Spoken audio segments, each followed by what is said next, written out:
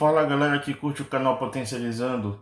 A aula que a gente vai estudar hoje é sobre progressão geométrica, beleza pessoal? Então antes da gente começar esse vídeo, eu peço encarecidamente que você se inscreva no canal, você ative o sininho e se você gostar dessa aula, eu peço que você ao final do vídeo você deixe o seu like, beleza pessoal? Que isso ajuda bastante aí no crescimento do canal. Bom pessoal, primeiro, o que é uma progressão geométrica? Uma progressão, ela é uma sequência numérica, certo? E geométrica, ela dá a entender de que é uma sequência numérica que os termos, a lógica dos termos é que eles vão sendo multiplicados por uma razão, certo, pessoal? Então, bora lá.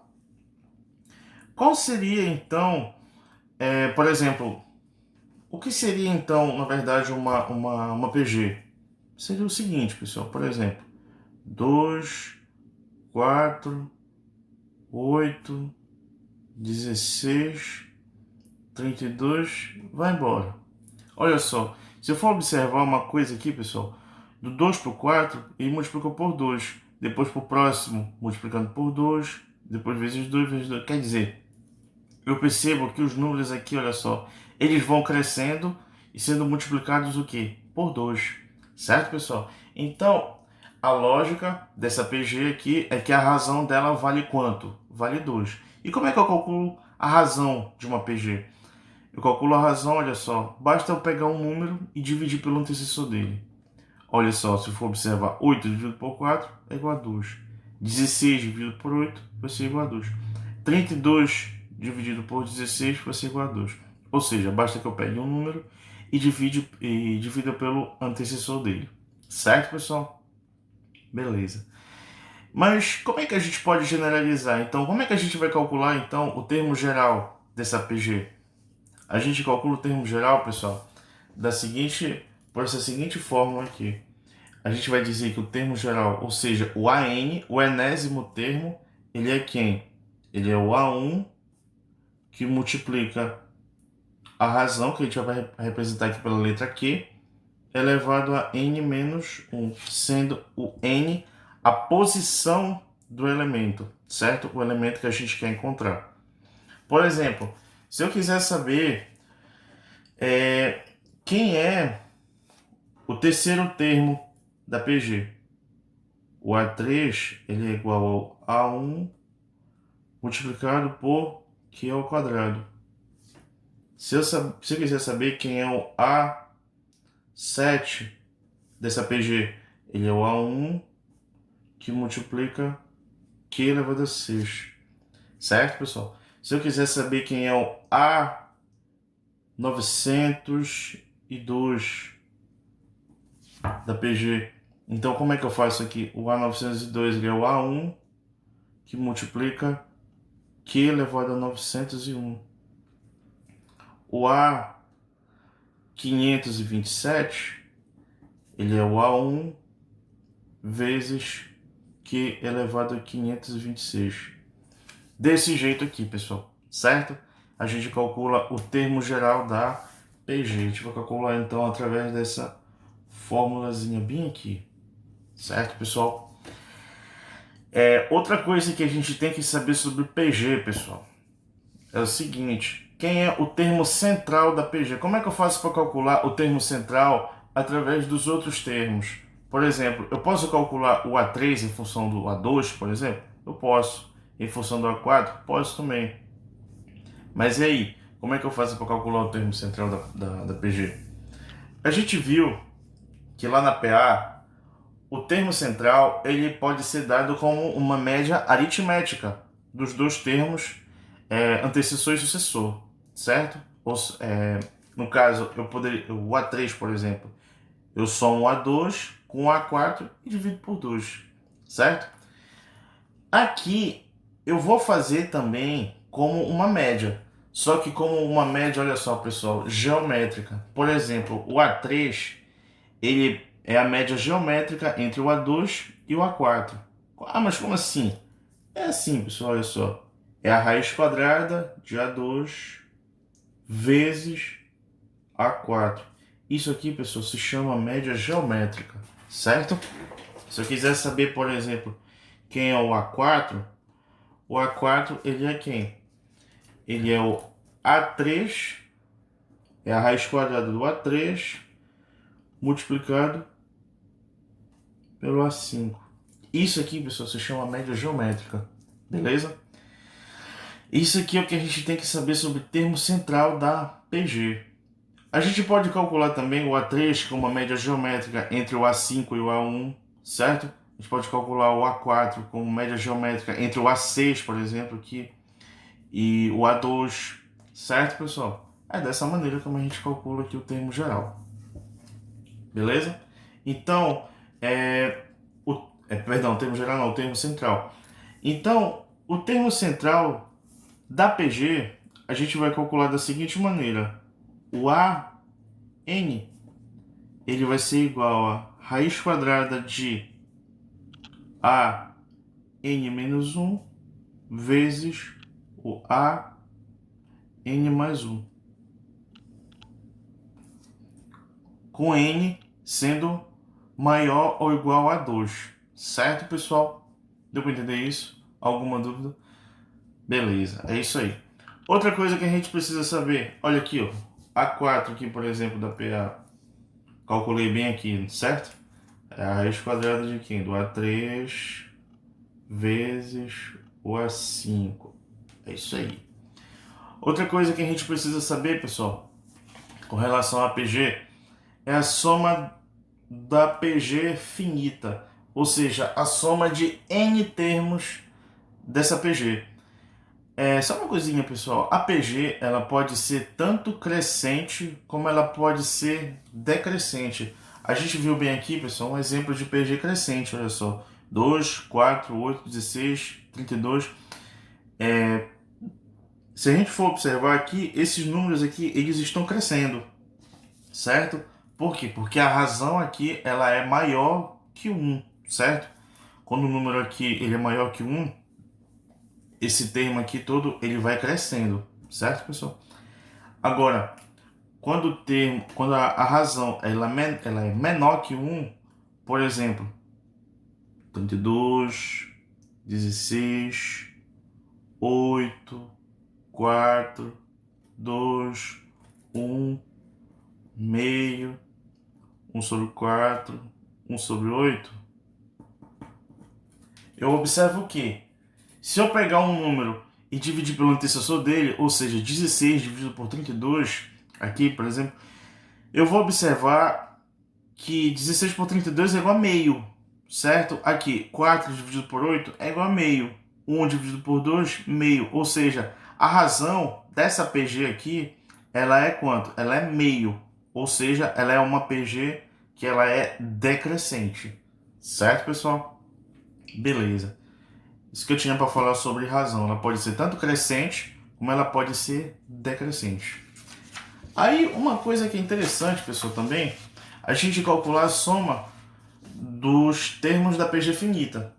Da PG finita, a gente pode calcular tanto para PG crescente quanto para PG decrescente.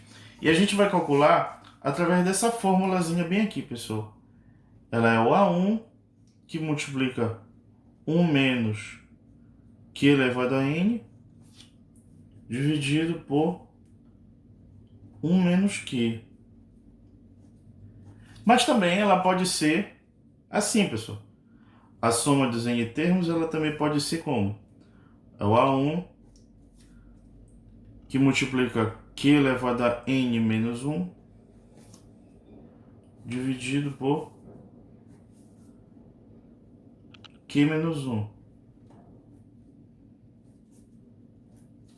Pessoal, a única coisa que eu fiz aqui foi multiplicar em cima e embaixo por menos 1. Quando a gente multiplica em cima e embaixo por menos 1, a gente não vai alterar, certo?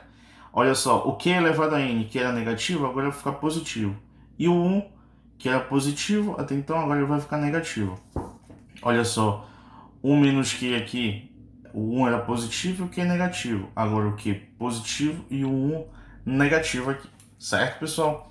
Essa é outra curiosidade que a gente tem para conhecer sobre a soma dos N dos n termos da PG finita. Isso é finita porque ela tem n termos, certo? Agora, e a soma dos termos da PG infinita?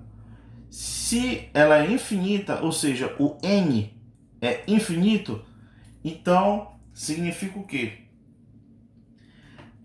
Isso aqui, esse q elevado a n, ele vai dar um número muito grande se a PG ela for crescente. Imagina só, uma PG de razão 2, vai ficar 2 elevado a infinito. Isso vai dar um número absurdo, pessoal. Então, uma coisa que a gente tem que observar é que para PG infinita, ela tem que obrigatoriamente ser o quê? Uma PG decrescente, certo? Ela tem que ser uma PG decrescente. Não tem como ser uma PG crescente. Já pensou? Olha, eu vou somar aqui isso aqui infinitamente. Quanto é que vai dar isso aqui? Isso aqui não tem como somar, pessoal. Certo? Mas isso aqui eu tenho como somar, certo? A soma dos infinitos termos de uma PG decrescente. Eu tenho como somar isso. Então, como é que a gente faz isso? Isso aqui a gente faz, olha só, pessoal, dessa fórmula aqui. Ou dessa, né? Vamos pegar essa aqui primeiro, essa aqui no caso. O que vai acontecer? Vai ficar... Como a PG ela tem que ser decrescente, pessoal, ou seja, a razão dela tem que ser entre 0 e 1, então vamos supor que essa razão aqui ela venha a ser meio, certo? Ou um terço, vamos supor. Quando isso aqui for levado ao infinito, aqui é levado ao infinito, ora, 1 elevado ao infinito vai dar sempre 1. Aqui é a mesma coisa, 1 elevado ao infinito vai dar sempre 1. Só que 2 elevado ao infinito vai ficar 1 dividido por um número muito grande. Aqui vai ficar 1 dividido por um número também que vai ser muito grande. 3 elevado ao infinito vai dar um número muito grande, com certeza, pessoal.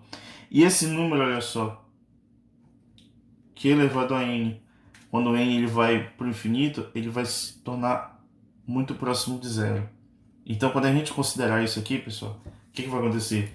Vai ficar A1 que multiplica 1 menos 0. Então, vai ficar A1 vezes 1. Então, aqui no numerador vai ficar A1 dividido por 1 menos Q. Certo, pessoal? Beleza. Então, vamos fazer um exercíciozinho rápido aqui. Se eu quiser saber qual é a soma, por exemplo, desses termos aqui da PG, dessa PG aqui, eu tenho aqui 3, 5. Eu quero saber qual é a soma dos 7 termos dessa PG aqui, certo? Então, como é que eu posso fazer? Vamos fazer aqui no verso da folha. A soma dos 7 termos dessa PG vai ser igual a quanto? Eu sei, olha só. Basta, como é que eu calculo a razão dela? A razão dela basta que eu pegue um número e divida pelo antecessor dele. Posso pegar qualquer número, pessoal. Qualquer número, certo? 32 por 16, 16 dividido por 8, 8 dividido por 4, vai dar sempre o mesmo número, certo? Então, olha só. Se eu for observar aqui, 16 por 8, então a razão é igual a 2. Certo, pessoal? Então, olha lá. Já sei que a razão ela é igual a 2. Então, eu quero calcular quem? Os 7 termos dessa PG. Então, como é que eu calculo? Olha só. É o 1 menos Q elevado a N dividido por 1 menos Q. Ou eu posso fazer dessa segunda maneira aqui, né? Eu vou fazer da segunda maneira aqui porque, olha só, vai ficar 2 menos 1. É melhor do que fazer 1 menos 2 e ficar um número negativo aqui embaixo. Então, olha só. Vai ficar o A1. Mas quem é o A1 mesmo? Ele é igual a 2. Que multiplica 2 elevado a 7, certo? Menos 1 dividido por quem? 2 menos 1. Olha só, pessoal, que legal, né? Então, olha só, como é que a gente vai fazer isso aqui? Vai ficar 2 elevado a 7, pessoal, é 2, 4, 8, 16, 32, 64, 128. Certo, pessoal? Então, olha só. Vai ficar 2 vezes 128 menos 1 é igual a 127. Dividido por 2 menos 1 é igual a 1. Certo? Então, como é que vai ficar aqui? 2 vezes 127, isso aqui vai dar 254. Certo, pessoal? Dividido por 1 dá só 254 mesmo. Beleza, pessoal? Então, olha só. A soma dos 7 termos daquela PA lá que a gente viu no começo da aula é igual a 254. Agora, e se eu quiser saber a soma dos infinitos termos? PA não, pessoal. PG, certo? Não é PA, é PG.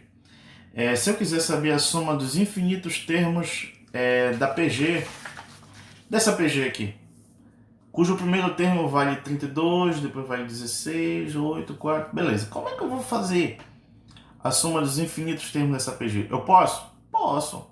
É uma PG decrescente, então eu tenho como fazer. Então bora lá, pessoal. A soma dos infinitos termos dessa PG, o que eu vou precisar? Vou precisar do A1, certo? E da razão dela. De tal maneira que vai ficar como o A1, que é igual a 32, dividido por 1 menos a razão, que é igual a meio. Beleza, pessoal? Então como é que vai ficar aqui? Então a soma dos infinitos termos dessa PG vai ser como 32 dividido por 1 menos meio. E 1 menos meio vai ser igual a quanto? Vai ser igual a meio. Olha só, pessoal. Eu tenho aqui uma divisão de fração. O que eu faço então? Conservo a primeira e multiplico pelo inverso da segunda. 32 vezes o inverso de meio, 2 dividido por 1. 2 dividido por 1 é 2 mesmo. 32 vezes 2 vai dar 64. Certo, pessoal? Então quer dizer, a soma dos infinitos termos dessa PG aqui vai dar quanto? 64. Beleza, pessoal? Então, isso era o que a gente tinha que aprender sobre o PG, progressão geométrica, certo? Se você gostou desse vídeo, você deixa o seu like. E se você tem alguma dúvida, eu peço encarecidamente que você deixe suas dúvidas nos comentários. Certo, pessoal? Um abraço a todos e até o próximo vídeo.